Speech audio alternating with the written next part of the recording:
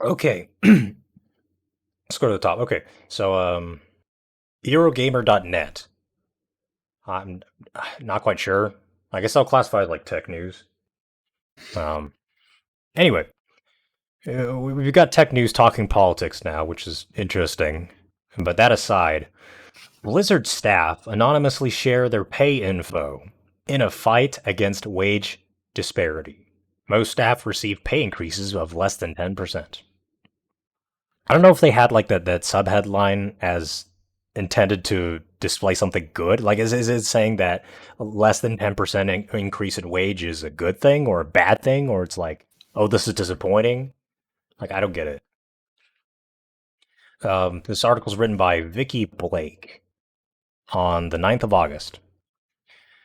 So, Blizzard employees have anonymously disclosed their pay and salary increases to each other in a bid to clarify the scale of pay boosts awarded in the wake of an internal fair pay study undertaken by Activision. Oh, okay. Now, before we go on, okay, let's. Activision, I guess now part of Blizzard. So, I don't know how to feel about this. I'm kind of torn in half. You know, half of me is like, oh, good. Those motherfuckers took, violated, kidnapped, and pissed all over Call of Duty and made it this fucking failing software shit show that it is right now. The other half is like, you know, I also feel bad for the executives higher up because now they're and they have staff that are trying to sabotage it from the inside out with their SJW bullshit about fucking wage inequality. Like, what the fuck is this?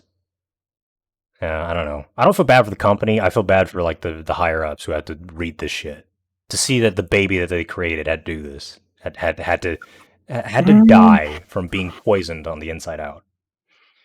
I worked Anyway, for my previous company for a year, and I had gotten, after working a year, pretty much, maybe a little less, but after working a year, they gave me a 33-cent raise.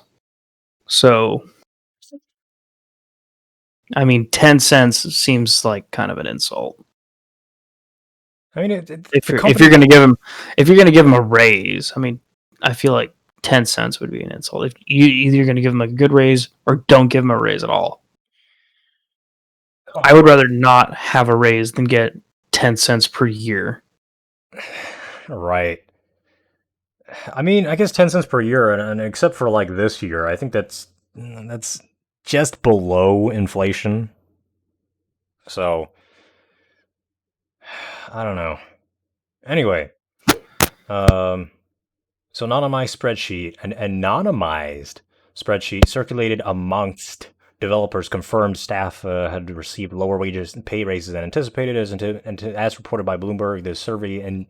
In The survey intimated that most staff received increases of below 10%, which is, quote, significantly less than most people expected. The revelation has reportedly fueled resentment of the growing disparity between developer pay and that of senior executives, especially as many employees have seen their duties increase without corresponding boosts in pay after the company axed hundreds of jobs last year. Oh, I wonder why they're losing business, huh? Maybe it's because of the political position that Blizzard's taking, and a group of people that really don't give a shit about politics, jamming politics down your throat while you're trying to play some fucking Modern Warfare. I don't know. What do you think, AG? I think they have what they had coming to them. Yeah, yeah, I agree. Bloomberg further reports that Blizzard employees were, quote, struggling to make ends meet while watching Activision Blizzard revenue grow year after year. And that in correspondence shared via internal Blizzard communication channels in 2018, employees talked about sacrifices they've had to make in order to remain with the company.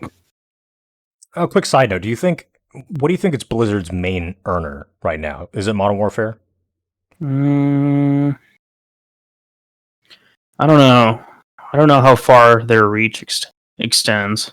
I mean, they're pumping a lot of money into it. They're just constantly updating it, like literally every fucking 2 days. And then they always add new more, like what I guess the next one's like 400 player Warzone. Oh my Like, god. imagine the fucking server torture. No, I could just see my computer crying already. Mine would too, bro.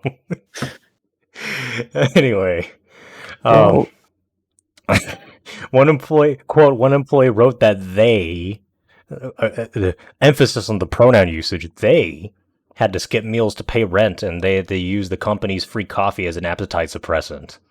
Bloomberg reports. Another said that they would only eat oatmeal and bail on team lunches because they couldn't afford to buy food at the company cafeteria. A third said they and their partner stopped talking about having kids because they knew they wouldn't be able to afford it. That contrasted with pictures they saw of more senior Blizzard employees enjoying vacations at Disneyland with their families. Okay, here's a simple question: okay, If so your comp, what are these positions that they're working? Because if it's like, I I don't mean, know. probably a diversity hire considering the content that Blizzard's been squeezing out, like squeezing out forcibly without enough laxatives or lube, just sitting on the lube, just give me some more politically correct games. Oh yeah, fuck Hong Kong. Oh, that was good shit. That's their whole game making process, and they probably have a bunch of diversity hires just sitting there complaining. First these diversity hires they do shit like I know that Mad Dog Studios makes Last of Us, but Last of Us 2 they cram all this SJW bullshit into Last of Us 2. They make a Last of Us 2 level SJW bullshit game, and then they turn around and fucking complain about income inequality. And the executives are like, "Oh well, this content is our games are dog shit, so I might as well just pocket some of my money to take care of myself before this company goes fucking tits up and lights itself on fire." I don't blame them. So the other question I'd like to ask these employees is like, okay, you're a diversity hire.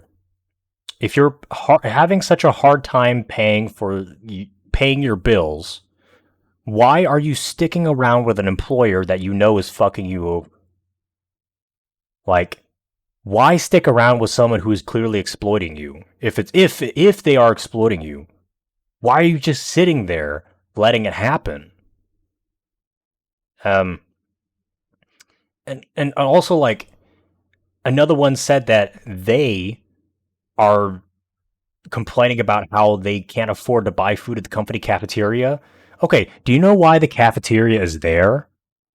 It's because they mark the shit up. They mark up the shit out of the prices of the food there because they know you're lazy and it's too inconvenient to go out and get lunch elsewhere, or God forbid, oh my god, pack your own lunch. They mark up the price by a lot because they know you'd pay the price because of the convenience. So if you want to save money on lunch, why don't you take like, I don't know, fucking 30 minutes to whip up a bowl of oatmeal or some like a pot of chili, which you can like cook in about 2 hours on a weekend and have the food for like at least half of the week. You could just put that in a thermos or like a plastic Tupperware box and take that to work, and there's your lunch. It's almost free in lieu of all of your grocery expenses. Okay, Why? so where is this Like, stationed? oh my god, Where is this at in the world? Because it sounds like it's probably in California. it's probably California. I mean that's where all the And tech companies. That's where Hollywood is. That's where the tech is. I'm sure that's where all the video game studios are too. And yeah, so now they're complaining, and then basically, I guess, just as a really slick fuck you, the higher ups just give them, okay, here's an extra 10 cents an hour. Have a good day. Don't forget to keep buying the sandwiches at the cafeteria for $6 a piece. okay, so I will say one thing: the cafeteria at my former work had exquisite food. Was it overpriced? Yes, I only ate there like once a week. The only thing I would get would be the chicken strips because they were in house made and they were fucking delicious. I guess it's Could I like afford could I afford to eat that every day for breakfast, lunch, and dinner? No. I guess it's like a 2080 Ti. It's about it's about 1,000. It's about $900 of performance. No, more like $850 of performance for $1,200. It is better than everything else on the block, but at a severe premium. And to anyone who knows how to fucking handle money for to be able to wipe their ass with it, it's not worth it, even if it's good. Like, yeah, as you've just proven, is really not worth the money. But of course, these people obviously these people don't have agency, and they admit it themselves by the fact that they're not willing to walk away from a shitty job. So yeah, yeah. Let's keep scrolling and see what else they say. Um, Yeah. oh, that's Oh, it. Okay, what's the last paragraph say? Hold on, scroll it. Our goal has always been to ensure that we compensate our employees fairly and competitively, Activision Blizzard spokesperson Jessica Taylor told Bloomberg. We are constantly reviewing compensation philosophies to better recognize the talent of our highest performers and keep us competitive in the industry, all with the aim of rewarding and investing in top employees. Quote, our overall salary investment is consistent with prior years, Taylor added. Yeah, okay. I think it goes without saying that's just fucking lip service and bullshit. Um, again, the real problem with these companies is the products that they're making, and if the products are returning revenue, then that's how you drive a business into the ground. So why don't you reconsider your? Well, I guess the directors, I guess they're being paid off, and then you have a bunch of fucking dipshit diversity hires that are forced into the company, and that's how you get things like Last of Us 2. So I don't know. The only thing, okay, the only thing that would in any way upset me is that this might cause a disruption about like the Modern Warfare 2, no, Modern Warfare 2, Modern Warfare, current Modern Warfare services. And I don't know, I kind of like that game. It's, yeah. so if this is in California, and let's pretend that they're just getting paid the minimum wage, which is $15 or whatever the fuck it is over there, and with It's everything being adjusted. Yeah, since everything's expensive as shit, you probably don't already know that's the minimum wage. In case for anyone who's watching and don't know this, the minimum wage, the federal minimum wage, is very rarely adhered to. If you apply for a job in the United States, very seldom are you going to find a job that's really going to start at 7.25 an hour, which is the federal minimum wage. The minimum wage in throughout the states can as of right now can vary anywhere between like $11 to $20 an hour because in case anyone forgot, gasp, companies compete with each other by this thing called competitive wages. So yeah, you're right. hard pressed to find a wage lower than uh like 10, 9, 10, $11, even if you're like just some kid in high school. Because of inflation, because of the market competition, and because of the bad luck the companies would face. So, and this required no federal legislation whatsoever. This is just what the market did entirely by itself. Just they raised their own wages. So the fight for 15 may be happening at the private level. I mean, after all, we're seeing social justice shit come in from not from the government this time, but once again, just like with Aunt Jemima, and it's a market competition as to who can be the most woke, because apparently being woke is like an appealing attribute to have as a business, which is fucking terrible in the long run. But yeah. Sorry to cut you off. What were you gonna say?